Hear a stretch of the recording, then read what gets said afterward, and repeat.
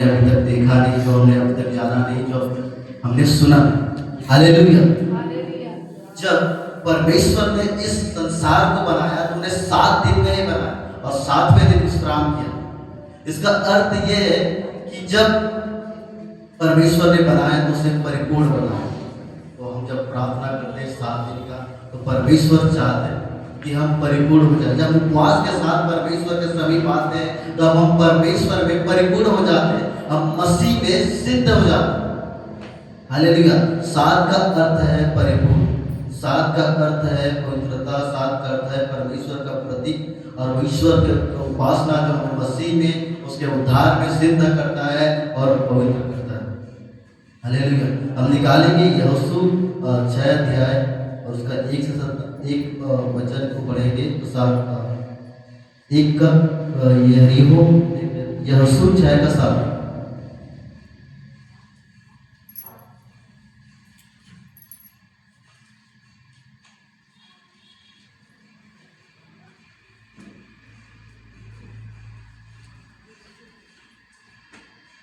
यहोशू की किताब 6 अध्याय 7 वचन। फिर उसने लोगों से कहा, आगे बढ़कर नगर के चारों ओर घूम आओ और हथियारबंद पुरुष यहोवा के संदूक के आगे आगे चले। हालेलुया। फिर उसने लोगों से कहा, आगे बढ़कर नगर के चारों ओर आओ और हथियारबंद पुरुष यहोवा के संदूक के आगे आगे चले। यहोवा का संदूक जिसमें जीवित कलाम रखा गया है, जिसे वाचा का संदूक कहा गया। हालेलुया। इसका अर्थ है कि परमेश्वर हमारे साथ है। वाचा का संदूक का अर्थ है कि परमेश्वर हमारे साथ है और परमेश्वर हमारे साथ साथ रहता है और उसमें परमेश्वर की उपस्थिति है और जिसमें परमेश्वर का जीवित वचन। हालेलुया। जिस जहाँ बस लोग आते थे अपने पापों का मन फिराव के लिए, प्रायश्चित के लिए, और परमेश्वर उन्हें क्षमा करता। परमेश्वर उन्हें उनके हर प्रकार के पापों से, उनके हर प्रकार के जो उनका गुनाह था, परमेश्वर उनसे क्षमा करता, क्योंकि वाचा का संदूक परमेश्वर को दर्शाता है, परमेश्वर के वचन को दर्शाता है और परमेश्वर वहाँ पर उपस्थित था। वे 7 दिन तक लगातार उस यरीहो के चारों ओर घूमते रहे। हर दिन एक बार चक्कर लगाते, दूसरे दिन भी एक बार चक्कर, 6 दिन तक उन्होंने एक चक्कर को लगाया, लेकिन 7वें दिन उन्होंने उस यरीहो में 7 बार चक्कर को लगाया और यरीहो को सब गिर पड़ी। हालेलुया। आज हमारे जीवन में हम देखते हैं, हम बदवाई में हैं, हम अब गुनाहों में या किसी हर प्रकार की चीजों में फंसे हुए रहते हैं, या तो हमारे जीवन में समस्या आती है, हम अपने जीवन में पत्रताई में रहते हैं, अपने जीवन में खराई में रहते हैं, लेकिन शैतान नहीं चाहता कि हम आगे बढ़े, आत्मा में आगे बढ़े, परमेश्वर में सिद्ध बने। और हमारे जीवन में परेशानी को, दुख को, तकलीफ को लाता है और जैसे हम परमेश्वर में बढ़ते हैं, परमेश्वर की उपस्थिति हमारे बीच में रहती है, हम परिपूर्ण होते जाते हैं तो हर एक बंधन टूटता है और हम उस बंधन से आजाद हो जाते हैं। हालेलुया। हम निकालेंगे कि जब एक व्यक्ति परमेश्वर से दूर होकर जाता है, जब वो यरीहो की ओर जाता है, यहाँ पर लिखा है 26 में कि यहोशू ने उस व्यक्ति को श्राप दिया जो व्यक्ति यरीहो की ओर फिरता है। हालेलुया। वो जो जगह श्रापित हो गई। और हम देखेंगे कि नए नियम में यरीहो का अर्थ क्या है, कि लोग जो यरीहो की ओर जाते हैं उनके साथ क्या होता है। जब व्यक्ति परमेश्वर से दूर जाते हैं, जब व्यक्ति परमेश्वर को छोड़कर, उस पवित्र नगर को छोड़कर, परमेश्वर को छोड़कर यरीहो की ओर जाना मतलब श्रापित हो जाना। हालेलुया। निकालेंगे लूका उसका 10 अध्याय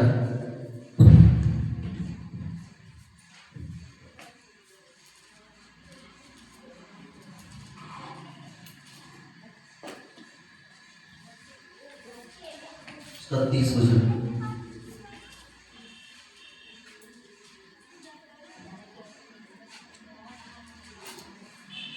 यीशु ने उत्तर दिया कि एक मनुष्य यरूशलेम से यरीहो को जा रहा था कि डाकुओं ने घेर कर उसके कपड़े उतार लिए और मार पीट कर उसे अधमुआ छोड़कर चले गए। आगे बढ़ेंगे। और ऐसा हुआ कि उसी मार्ग में एक याजक जा रहा था, चला गया। इसी रीति से एक लेवी उसी जगह पर आया, वह भी उसे देखकर कतरा कर चला गया। परंतु एक सामरी स्त्री वहां आ निकला और उसे देखकर तरस खाया और उसके पास आकर उसके घावों पर तेल और दाखरस डालकर पट्टियां बांधी और अपनी सवारी पर चढ़ाकर सराय में ले गया और उसकी सेवा टहल की। हालेलुया। एक व्यक्ति श्रापित जगह पे गया, परमेश्वर ने एक दृष्टांत के रूप में हमें बताया कि वह श्रापित जगह में गया और उस डाकुओं से घेर कर उसके कपड़े उतार लिए, उसे पीट कर अधमुआ छोड़ दिया। जब एक व्यक्ति परमेश्वर से दूर जाता है, या तो हो सकता है पाप में गिरा हो, परमेश्वर से कुछ न कुछ अपने जीवन में ऐसा काम करने के द्वारा वो गिर जाते हैं, तो समझिए कि वो यरीहो की ओर जाता है, पवित्र नगर को छोड़कर, परमेश्वर के कामों को छोड़कर दूसरे जगह में जाता है। और वो आदमी क्या होता है, गिर जाता है। जब गिर जाता है तब हम वचन में पढ़ते हैं कि एक याजक उसको देखता है कि वो उस बुरी अवस्था में, गिरी हुई वस्तुओं में, अधूरी अवस्था में पड़ा हुआ है और वो उसको कुछ हेल्प नहीं करता, मदद नहीं करता, वो बस देखता है और परमेश्वर के कामों को करने के लिए चला जाता है। याजक जो परमेश्वर के समीप उपस्थित रहकर पुराने समय में वही व्यक्ति था जो परमेश्वर के साथ रहता, परमेश्वर के हर एक बातों को जानता, उसकी आत्मा को बातों की जानता, उसके वचन के बातों को जानता, व्यवस्था की बातों को जानने वाला व्यक्ति, वो भी व्यक्ति उसकी मदद नहीं किया। और दूसरा हम देखेंगे कि एक लेवी व्यक्ति भी वहां गया। लेवी व्यक्ति जो परमेश्वर की सेवा के लिए चुना गया व्यक्ति, पुराने नियम में हम देखते हैं, पढ़ते हैं व्यवस्था किताब में कि जो लेवी व्यक्ति था वो परमेश्वर की सेवा के लिए चुना हुआ एक जाति था, एक प्रजाति था जो हमेशा परमेश्वर की सेवा के लिए कार्य करते थे। वो व्यक्ति भी उस व्यक्ति को देखा और वो भी चला गया। लेकिन एक सामरी स्त्री आई और उसने देखा और उसको अपने साथ ले चली। सामरी स्त्री ये है जो गैर यहूदी और यहूदी और अन्य जाति जो मिश्रण से और लोग जो पैदा हुए उसको सामरी स्त्री कहा गया, सामरी जाति कहा गया। उस जाति की एक स्त्री ने उसको देखा कि वो गिरा हुआ है, बंधुआई में वो पड़ा हुआ है, तो उन्होंने उसको अपने साथ लेकर गए और उसकी सेवा टहल की और उसके लिए कुछ पैसे भी दिए कि उसकी सेवा टहल की जाए। हालेलुया। इसका अर्थ यह है कि एक व्यक्ति जब गिरा हुआ रहता है तब कोई उसके साथ नहीं जाता उठाने के लिए, कोई उसको मतलब जो उस बीमारी स्थिति में है या फिर आत्मिक स्थिति में गिरा हुआ है या फिर व्यवहारिक स्थिति में, बात करने में स्थिति में गिरा हुआ रहता है, कोई नहीं चाहता उसके पास। सोचिए एक व्यक्ति को जो अपने रास्ते में जा रहा होता है वो एक गड्ढे में गिर जाता है और उसको बहुत चोटें आती, वो चल नहीं पाता, उठ नहीं पाता, सिर्फ बोल पाता है। ऐसा व्यक्ति गड्ढे की अवस्था में है और चिल्ला रहा है और बहुत से लोग वहां बस उस रास्ते से गुजरते लेकिन कोई नहीं सुनता, ध्यान ही नहीं देता। लेकिन एक प्रभु का दास है, वो प्रभु का जन जाता है, वो भी उसको देखता है और देख के बस उसके लिए प्रार्थना हुआ करता है, फिर वो चला जाता है, उसको निकालता नहीं। दूसरा व्यक्ति भी जाता है उसके साथ, जो उसके संग में रहने वाले लोग रहते थे, जो मसीह लोग हैं, जो अपने आप को मसीह कहते हैं, लेकिन वे भी व्यक्ति उसको देख के उसके लिए प्रार्थना की और चले गए। लेकिन जो तीसरा व्यक्ति जो गया, जो उसका साथ था, जो हमेशा सेवा करता था और सेवा करने का बस वो भी व्यक्ति उसको देखा, वो भी चला गया। लेकिन चौथा व्यक्ति, एक व्यक्ति आया, उसने कुछ नहीं बोला कि मैं तेरी मदद करूंगा, कि मैं तुझे उठाऊंगा, मैं तुझे वहां से खींच कर लाऊंगा। वो सीधा रस्सी लेकर आया, नीचे गया, नीचे जाकर उस व्यक्ति को बांधा और दोनों व्यक्ति ऊपर आया और उसको सेवा टहल। हालेलुया। वो व्यक्ति केवल प्रभु यीशु मसीह में प्रियो, हमारी आंखें और संसार के लोगों के ऊपर रहती है कि हम ये मेरी मदद करेगा, वो मेरी मदद करेगा, ये हमें उठाएगा, लेकिन हमें उठाने वाला, हमें बचाने वाला केवल एक ही है, वो जो है महान परमेश्वर प्रभु यीशु मसीह। हालेलुया। तो परमेश्वर का वचन हमें बताता है जब हम गिरे हुए रहते हैं तो परमेश्वर हमें उठाता है, परमेश्वर हमें चलाता है और परमेश्वर हमें जयवंत करता है मेरे प्रिय, क्योंकि परमेश्वर हमारे साथ है। वो वाचा का संदूक, वो परमेश्वर आज हमें बताता है कि ये जो जीवित वचन है वही हमारा आज वाचा का संदूक। कि हम उसके वचन को पढ़े, उसके वचन को माने, उसके वचन में चले। हालेलुया। ये निकालेंगे इसी में से जो 7वां वचन है कि नगर के चारों ओर यहोवा के संदूक के आगे आगे चले, मतलब उस संदूक को साथ में लेकर चलते थे। पहला यहोशू 6 का उसके साथ में कि संदूक को साथ साथ लेकर चलो। वैसे ही हम वचन को अपने जीवन में लेकर चलना होगा, तभी हम जयवान होंगे, तभी यरीहो की सरपनाह टूटेगी और परमेश्वर अद्भुत कार्य हमारे जीवन में करेगा। हम वचन को अगर साथ लेकर नहीं चलेंगे, वचन को हम अगर आगे लेकर नहीं चलेंगे, वचन को अपने जीवन में मनन नहीं करेंगे, तो कभी भी हम देख नहीं पाएंगे, शत्रु को हरा नहीं पाएंगे। शत्रु कभी भी हारेगा ही नहीं। हम अपने मन से, हमारे बुद्धि से हम सोचते हैं कि शत्रु को हरा देंगे, अपनी ताकत से सोचते हैं कि शत्रु को हरा देंगे, लेकिन ऐसा कभी नहीं हो सकता। हमारी जो मन की शक्ति वो परमेश्वर की ओर से हो, हम पवित्र आत्मा की आत्मा से, पवित्र आत्मा के बुद्धि से परिपूर्ण होंगे, तभी हम जयवंत हो पाएंगे। हम परमेश्वर के वचन पे जब चलेंगे, परमेश्वर के वचन को जब अपने जीवन में मानेंगे, उसके साथ साथ सिद्धताई में कराई में होकर चलेंगे, तभी हम उसके साथ यरीहो की सरपनाह जो है वो टूट जाएगी और हम जयवंत हो जाएंगे। हालेलुया। क्योंकि परमेश्वर ने का वचन हमें कहता है कि हम जयवंत से भी बढ़कर हैं। परमेश्वर महान, वो सर्वशक्तिमान है। हम निकालेंगे कि परमेश्वर की उपस्थिति यहाँ बस है, और हम देखेंगे मत्ती 18:20 बताता है हमें कि परमेश्वर की उपस्थिति हमारे बीच में। हम जो परमेश्वर के नाम से यहाँ सम्मिलित हुए लोग हैं, जो परमेश्वर का वचन हमें कहता है कि मैं तुम्हारे बीच में उपस्थित हूँ। हालेलुया।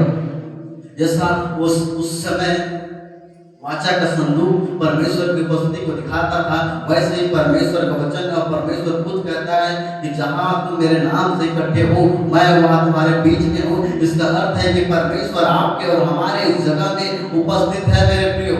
और दूसरा कि परमेश्वर जीवित है और परमेश्वर का जीवित वचन हमारे बीच में। हालेलुया। और जो यीशु मसीह का अनुग्रह है होता है वो हमारे पास में। तीतुस 2:11 पढ़ेंगे।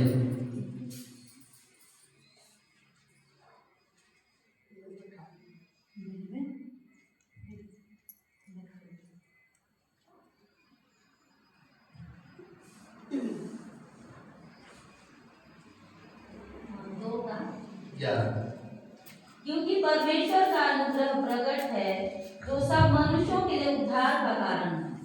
हालेलुया। परमेश्वर का अनुग्रह हम पर, आप पर और हर एक मानव जाति पर प्रकट हुआ है जो उसके ऊपर विश्वास करते हैं। हालेलुया।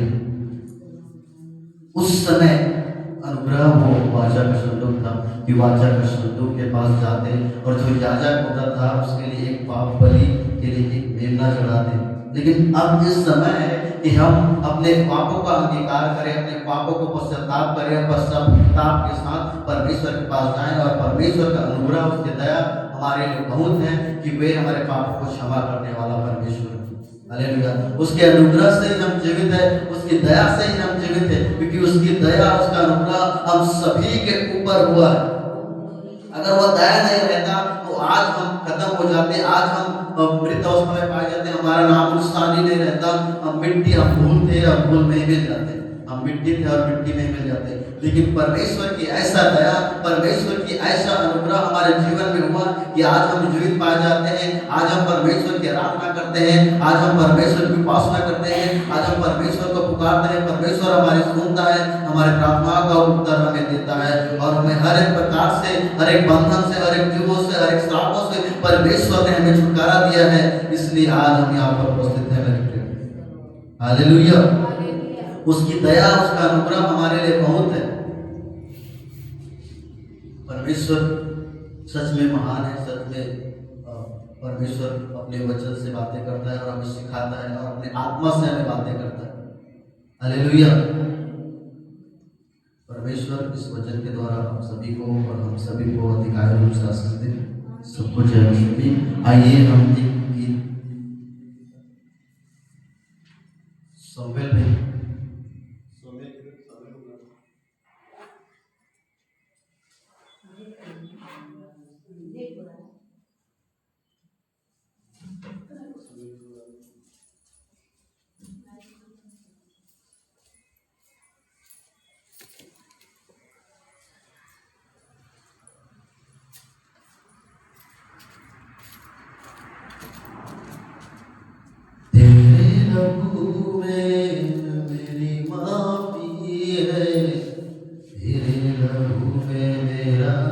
छुटकारा है। तेरे लहू में मेरी माफी है, तेरे लहू में मेरा छुटकारा है।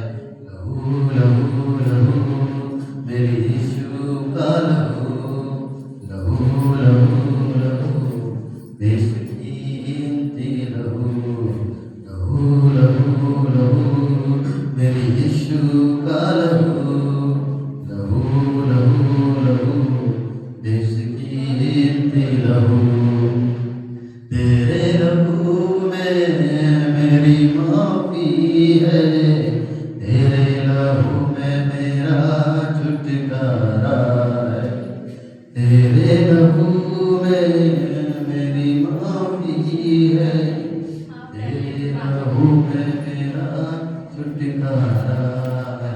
लहू लहू लहू मेरे यीशु का लहू, लहू लहू लहू देश की कीमती लहू, लहू लहू लहू मेरे यीशु का लहू, लहू लहू देश की कीमती लहू, लहू लहू लहू मेरे यीशु का लहू, लहू लहू लहू देश की कीमती लहू। तेरे लहू में मेरी शांति है, तेरे लहू में मेरी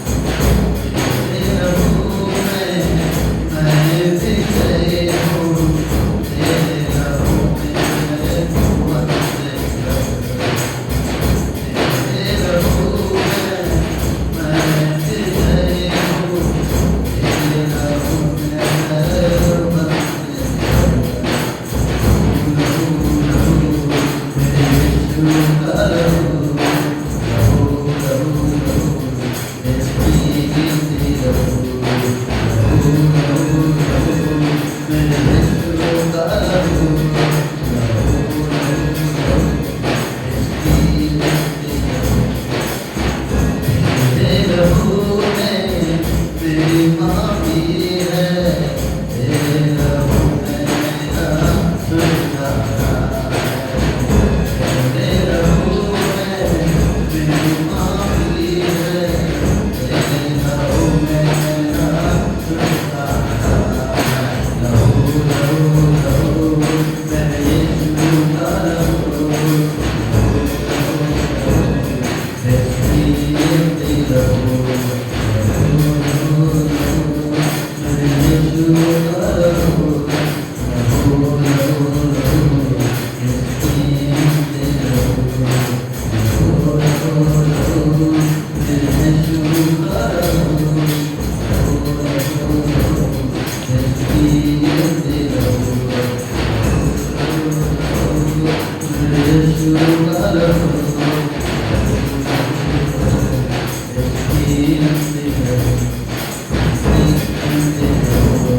सब कोई अपने आप को परमेश्वर को धन्यवाद दे।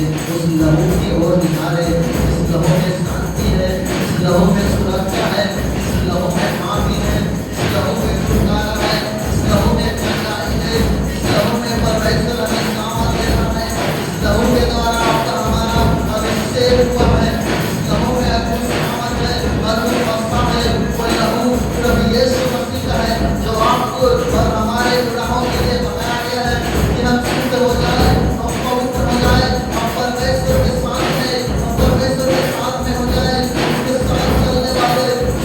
जय हो जाए।